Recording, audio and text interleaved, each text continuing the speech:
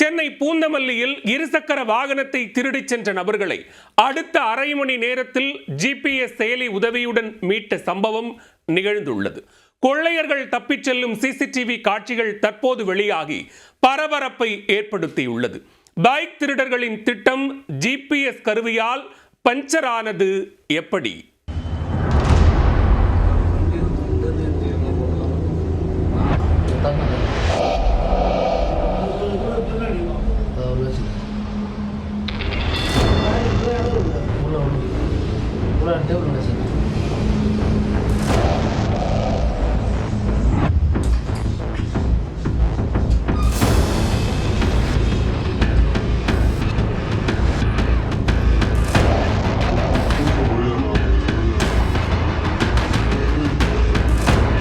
சென்னை அடுத்த பூந்தமல்லி மேல்மாநகர் பகுதியைச் சேர்ந்தவர் அருண்.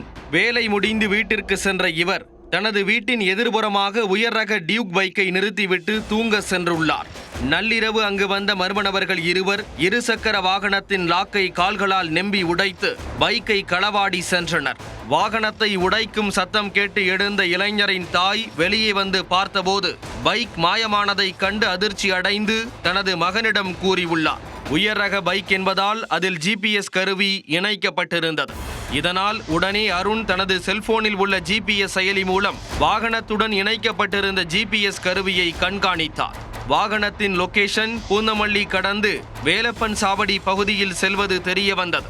லொகேஷனை டிராக் செய்த அருண் தனது நண்பர்களை வரவழைத்து அவர்களது பைக்கில் பின்தொடர்ந்து சென்றுள்ளார்.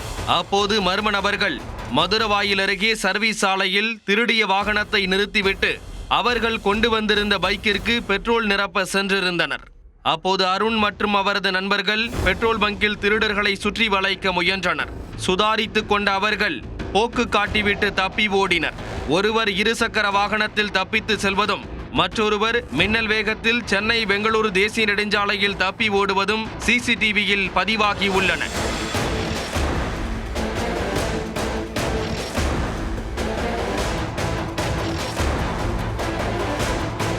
திரைப்படத்தை மிஞ்சும் இந்த பரபரப்பு CCTV காட்சிகள் தற்போது வைரலாகி வருகிறது.